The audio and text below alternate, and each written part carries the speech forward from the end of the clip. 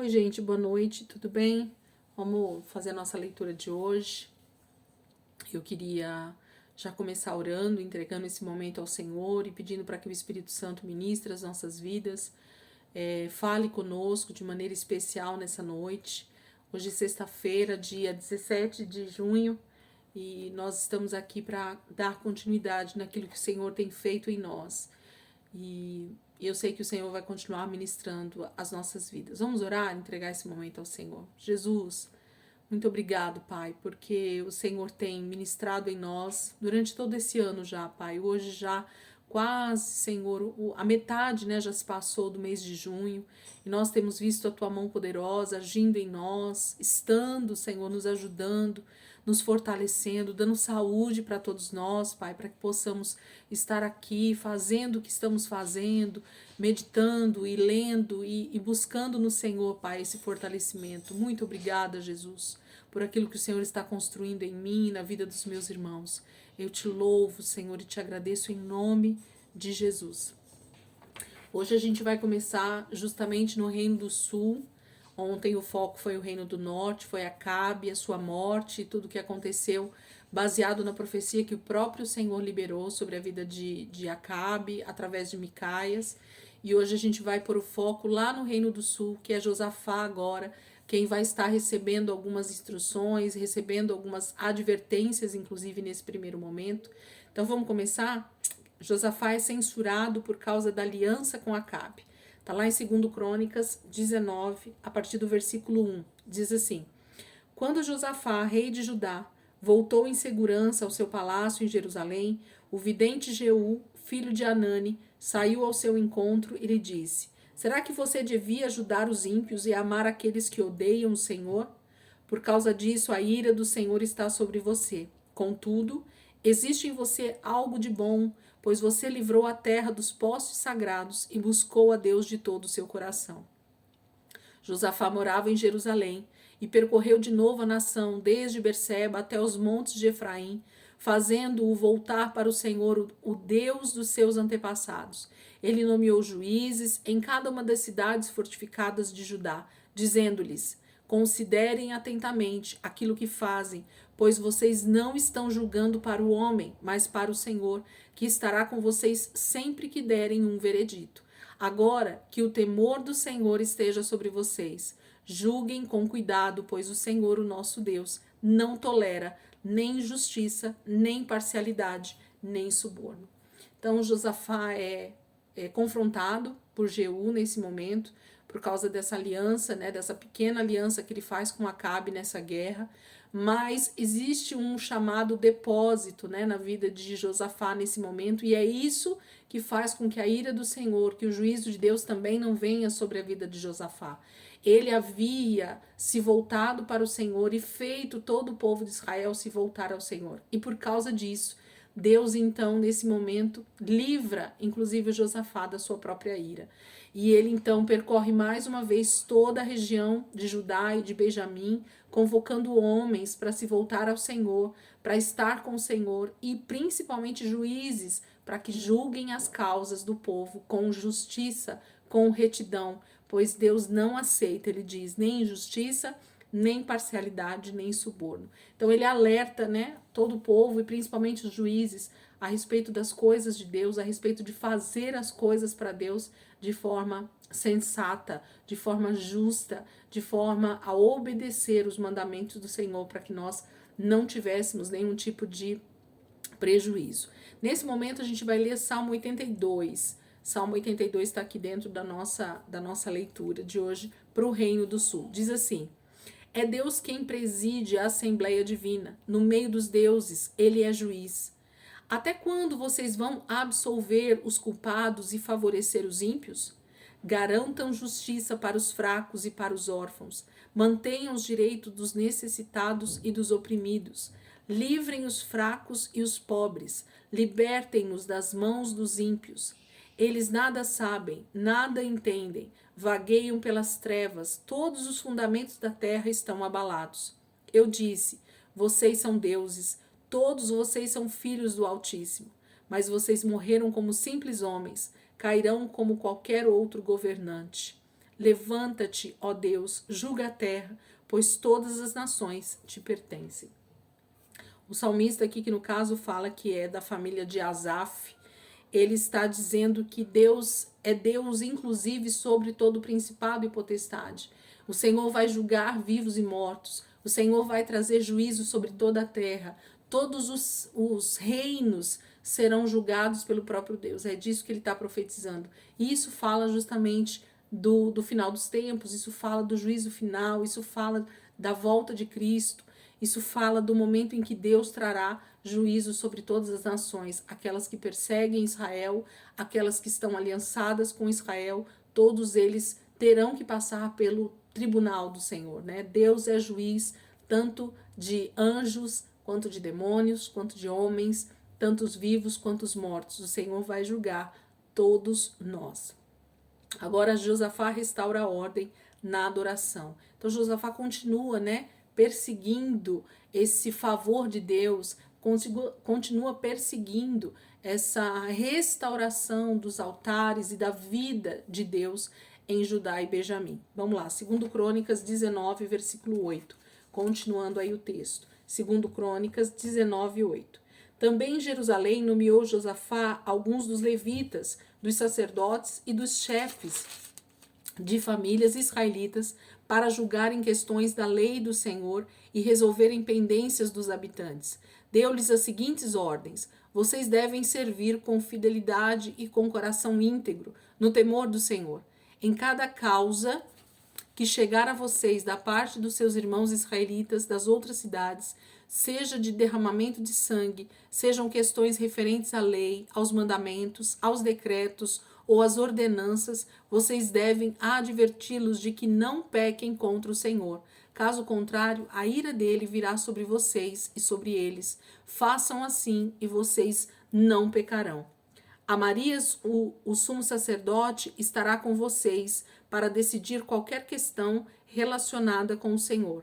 Zebadias, filho de Ismael, líder da tribo de Judá, estará com vocês para decidir qualquer questão civil, e os levitas atuarão como oficiais diante de vocês.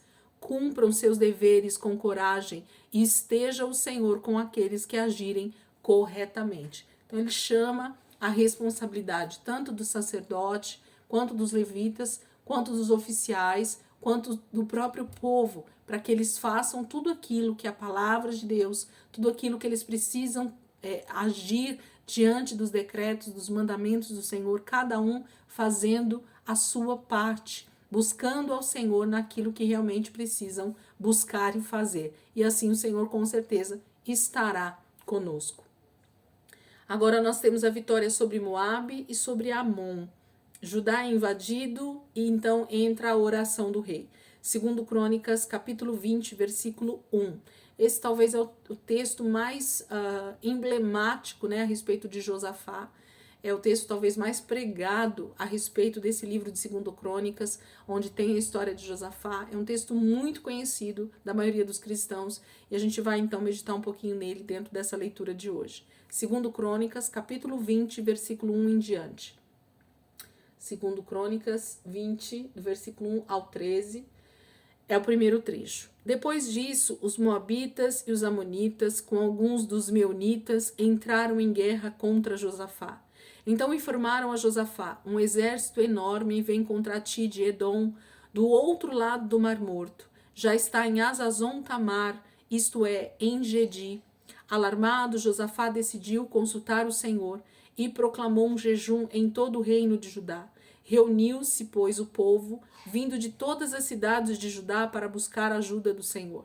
Josafá levantou-se na Assembleia de Judá e de Jerusalém, no templo do Senhor, na frente do pátio novo, e orou: Senhor, Deus dos nossos antepassados, não és tu o Deus que está nos céus? Tu dominas sobre todos os reinos do mundo. Força e poder estão em tuas mãos, e ninguém pode opor-se a ti. Não és tu, o nosso Deus, que expulsaste os habitantes desta terra perante Israel, o teu povo, e a deste para sempre aos seus descendentes do teu amigo Abraão? Eles a têm habitado e nela construíram um santuário em honra ao teu nome, dizendo: se alguma desgraça nos atingir, seja o castigo da espada, seja a peste, seja a fome, nós nos colocaremos em tua presença diante deste templo, pois ele leva o teu nome, e clamaremos a ti em nossa angústia, e tu nos ouvirás e nos salvarás. Mas agora, aí estão amonitas, moabitas e habitantes dos montes de Seir, cujos territórios não permitiste que Israel invadisse quando vinha do Egito.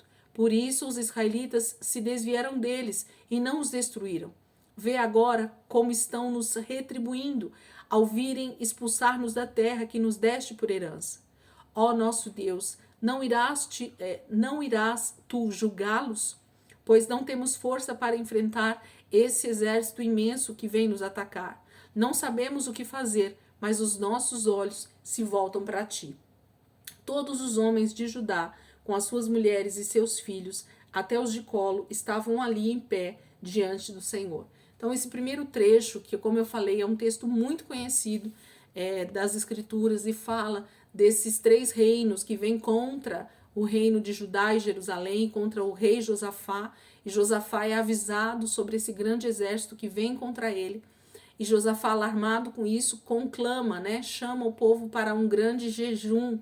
E quem tem me ouvido falar já há algum tempo, ou quem tem estudado comigo já há algum tempo, eu tenho falado nesses últimos dias, inclusive, sobre o jejum, que é essa arma poderosa para sensibilidade espiritual. Quando nós queremos ouvir melhor a voz do Senhor, quando nós queremos ouvir a direção de Deus para a nossa vida, uma das chaves mais poderosas para a vida do cristão é o jejum. Por quê? Porque o jejum mortifica a nossa carne, mortifica a nossa alma, os nossos sentimentos, que muitas vezes são levados pelas circunstâncias, e então o nosso espírito fica mais sensível à voz do Senhor, para que a gente possa ouvir o Senhor, para que a gente possa ouvir a direção que Deus tem para nós. E é exatamente isso que Josafá faz nesse momento. Ele chama todo o povo, é todo, gente. Existia um grande número de pessoas ali em Jerusalém, nesse ajuntamento. A palavra fala que homens, mulheres e até crianças de colo estavam ali perante Josafá nesse momento que ele faz essa oração. E a oração que Josafá faz, eu queria que você meditasse, que você lesse quantas vezes forem necessárias. Ele simplesmente lembra Deus a respeito do que Deus falou quando deu a terra de Canaã para eles. Ele lembra o Senhor, que foi o próprio Deus que não permitiu que Israel invadisse Edom, invadisse Moabe, invadisse os montes Seir. Por quê? Porque esses territórios são dos filhos de Ló e são de Ismael. Então, o Senhor, ele não permitiu que Israel invadisse esses territórios, que tomasse esses territórios, porque quem tinha dado esses territórios para esses povos era o próprio Senhor. Então, Deus havia permitido que os 2 filhos de Ló, Amon e Moabe, eles tivessem essa terra ao lado de Israel, e os montes Seir eram dos filhos de Ismael, do irmão de Isaque, que o Senhor deu então também a Abraão. Então, esses territórios que eram fronteira com Canaã, eram territórios que o Senhor não havia permitido que Israel tocasse, porque não era para tocar, era desse povo. Mas esse povo, contrário ao povo de Deus, ele sempre tem esse ímpeto de guerra contra Israel, por ciúmes, por inveja, por contenda, por divisão, por tantas coisas, por orgulho, por ganância. Eles tentam de todas as formas conquistar os territórios do povo de Israel, que é Canaã. E aí o Senhor sempre precisa se levantar contra esses povos para que justamente eles não tomem posse daquilo que não é deles. Eles têm o território que o Senhor deu para eles. Então eles não devem desejar aquilo que é de Israel, mas é o contrário que eles fazem. Então Josafá nesse momento lembra a Deus sobre tudo isso, de que foi o Senhor quem não permitiu que eles tomassem essas terras desses homens, que eles não destruíssem esses povos, porque esses povos também são do Senhor, são de Deus, mas não são o povo escolhido de Israel, ok? Então Josafá faz uma oração de lembrança para Deus. Deus, lembra, Senhor, lembra. E outra lembrança que ele faz dentro dessa oração é lembrar que Davi, Salomão, o próprio os profetas, né? Ou, na verdade, Moisés, ele falava que todas as vezes que Israel passasse por alguma tribulação, por alguma situação, por algum juízo de Deus, inclusive, eles deveriam se arrepender e se voltar para o templo, se voltar para o lugar onde o nome do Senhor estava, que é exatamente no tabernáculo e agora aqui no templo, né, que tinha sido construído por Salomão. Então eles precisavam se voltar para Deus, eles precisavam se voltar para o lugar onde a presença de Deus estava. E quando eles fizessem isso, o Senhor então iria os ouvir.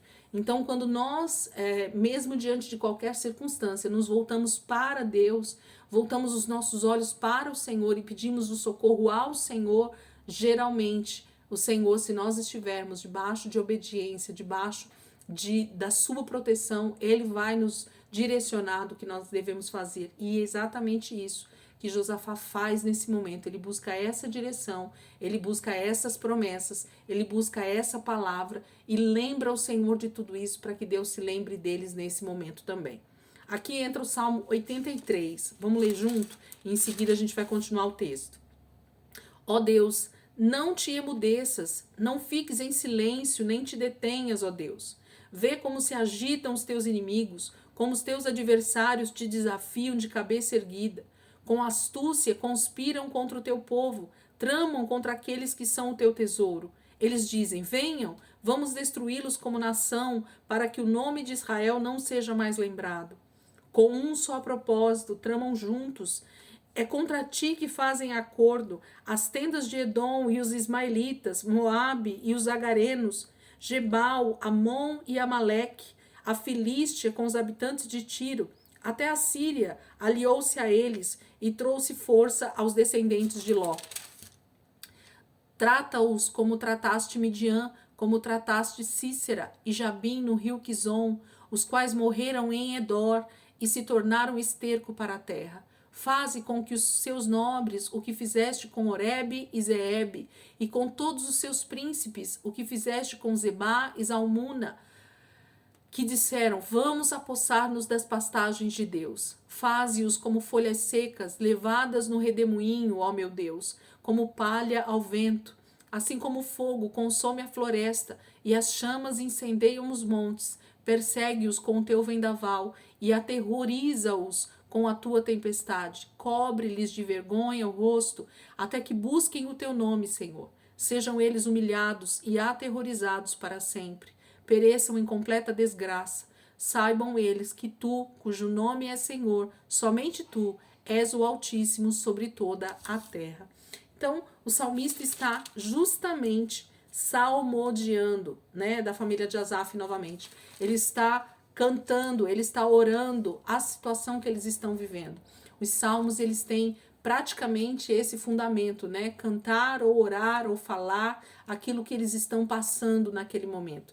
Então, esse homem da família de Asaf coloca exatamente o que eu falei para vocês. Lembra Deus a respeito de todas as promessas que Deus fez e o que Deus faz então com aqueles que se levantam contra o seu povo, que vêm guerrear contra o seu povo. Porque esses inimigos não são só inimigos físicos, mas são muito mais inimigos espirituais. E essa é a grande diferença que a gente precisa olhar para a palavra. São inimigos que se levantam para tentar destruir, para tentar aniquilar o povo que Deus escolheu, a semente que viria Jesus. Eles tentam de qualquer forma acabar com a nação de Israel, para que o nosso Redentor não nascesse, para que o nosso Jesus não viesse à terra, porque é através dessa nação bendita, principalmente de Judá, que é a família, né? É a tribo de onde Jesus teria sua descendência.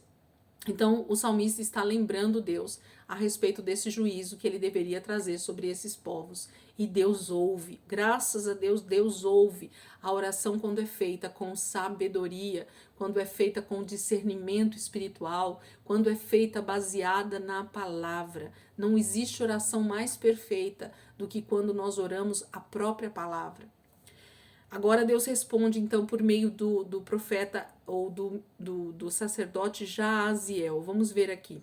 Segundo Crônicas 20, a partir do versículo 14, continuando aí o texto.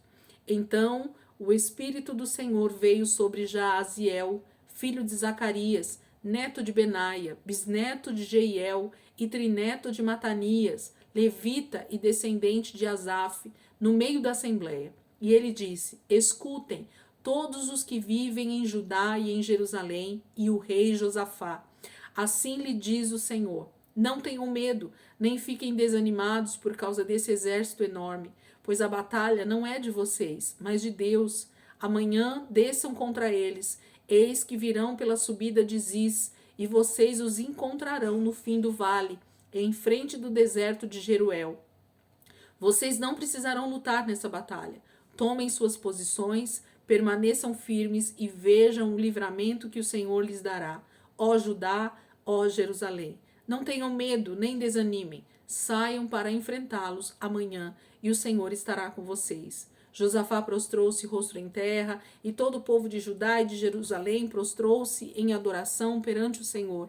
Então os levitas, descendentes dos coatitas e dos coreitas, levantaram-se e louvaram o Senhor, o Deus de Israel, em alta voz.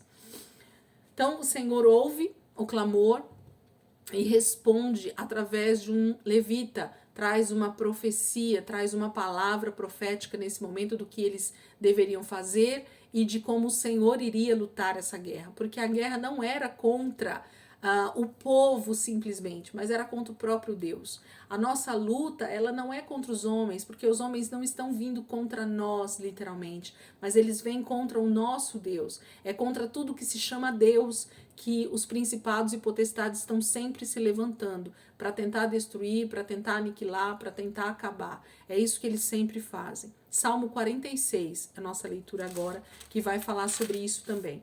Salmo 46. Vamos lá. Deus é o nosso refúgio e a nossa fortaleza, auxílio sempre presente na adversidade. Por isso não temeremos, ainda que a terra trema e os montes afundem no coração do mar, ainda que estrondem as suas águas turbulentas e os montes sejam sacudidos pela sua fúria. Há um rio cujos canais alegram a cidade de Deus, o santo lugar onde habita o Altíssimo. Deus nela está, não será abalada. Deus vem em seu auxílio desde o romper da manhã. Nações se agitam, reinos se abalam, ele ergue a voz e a terra se derrete. O Senhor dos exércitos está conosco, o Deus de Jacó é a nossa torre segura. Venham, vejam as obras do Senhor, seus feitos estarrecedores na terra. Ele dá fim às guerras até os confins da terra, quebra o arco e despedaça a lança, destrói os escudos com fogo. Parem de lutar, saibam que eu sou Deus. Serei exaltado entre as nações, serei exaltado na terra. O Senhor dos exércitos está conosco, o Deus de Jacó é a nossa torre segura. Graças a Deus, Ele sempre vai ser a nossa torre segura se nós estivermos debaixo da sua soberania, debaixo da obediência da tua palavra. Nós estaremos sempre em segurança quando nós estamos, sim, debaixo do cuidado de Deus, debaixo da sua autoridade, debaixo da sua obediência. Quando Ele é verdadeiramente o nosso Deus, quando verdadeiramente Ele é nosso Pai, nós teremos essa confiança que o salmista está dizendo aqui. O Senhor é o nosso refúgio e a nossa fortaleza.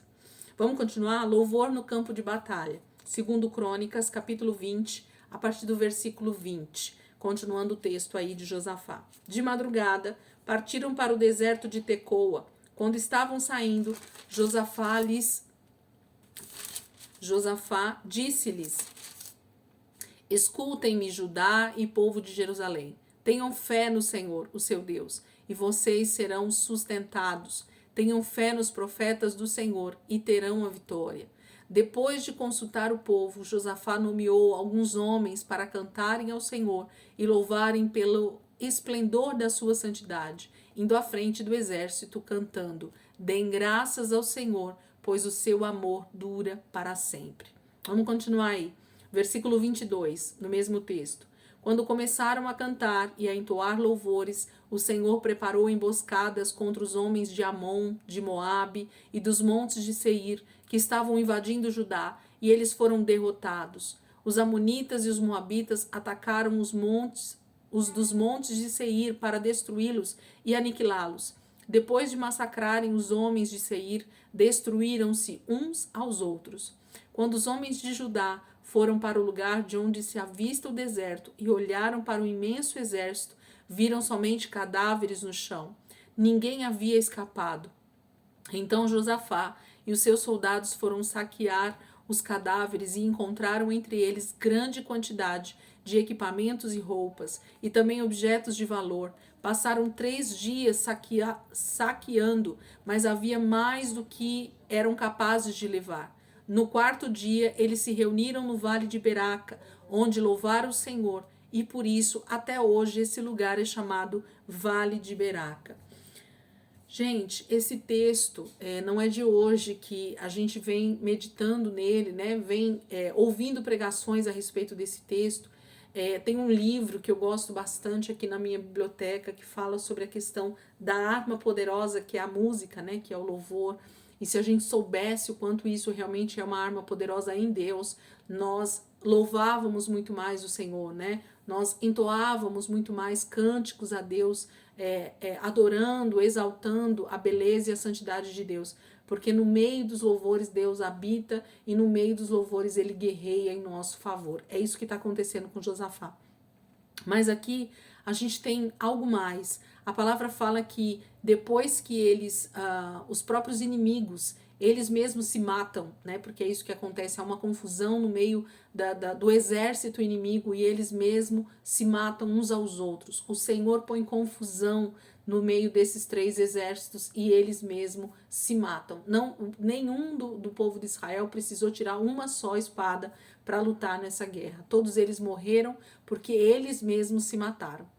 E a palavra é clara em dizer para nós aqui que no momento que eles avistam esse grande exército todo morto, como um grande número de cadáveres ali no chão, eles têm ainda algo mais, que é o saquear, que é o buscar os despojos, né, os chamados despojos, que são o quê? Esses bens que são tirados daqueles inimigos que morreram, né? Então eles pegavam armas, equipamentos, roupas, alimentos, animais, todo tipo de ouro, prata, bronze, tudo que eles tivessem ali como bens eram tirados como despojos de guerra. E a palavra é clara aqui para nós em dizer que foram 3 dias que esses israelitas tiveram para despojar esses homens. Eles passaram 3 dias pegando todo tipo de riqueza e tudo que eles podiam tomar de despojos desse montão de cadáveres que estava no chão. E essa palavra sempre me levou para o momento da morte de Cristo e o momento em que ele então vence todo o principado e potestade ali na cruz. E durante 3 dias, que foi o tempo que Jesus ficou morto na sepultura, ele então conseguiu tirar de Satanás todo o despojo de guerra. Ele conseguiu saquear o inferno, tirando tantas e tantas vidas, né, da morte eterna para a salvação. Aqui nós temos uma grande revelação espiritual. Eu queria que você meditasse, que você dissesse ao Espírito Santo, me ensina essa palavra, me mostra cada detalhe, cada coisa que o Espírito Santo está mostrando aqui. Porque para mim é claro que esses 3 dias nos remetem para esses mesmos 3 dias em que Cristo foi até o inferno e resgatou muitas vidas das mãos do diabo. O diabo pensou que ia vencer contra o povo de Deus, mas mais uma vez ele foi derrotado. E o Senhor se mostrou poderoso, ainda dando todo esse despojo de guerra, todos esses bens, né, foram arrancados da mão do inimigo. Amém? Vamos continuar aqui. Alegria pela vitória. 2 Crônicas, capítulo 20, versículo 27 e 28. Depois, sob a liderança de Josafá, todos os homens de Judá e de Jerusalém voltaram alegres para Jerusalém, pois o Senhor os enchera de alegria, dando-lhes vitória sobre os seus inimigos.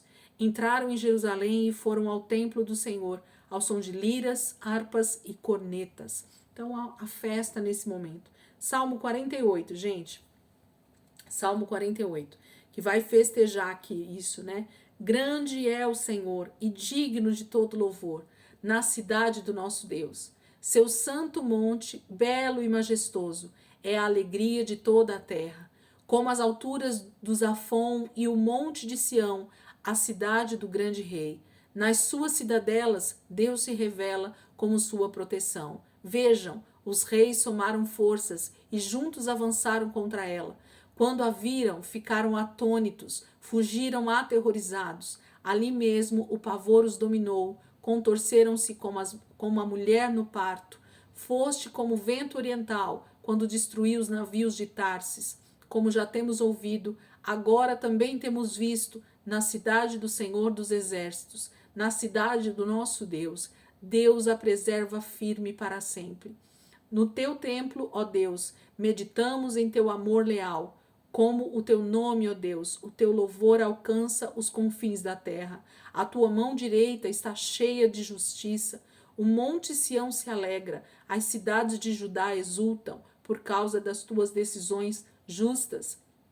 Percorram Sião, contornando-a, contem as suas torres, observem bem as suas muralhas, examinem as suas cidadelas, para que vocês falem à próxima geração que este Deus é o nosso Deus, para todo sempre. Ele será o nosso guia até o fim.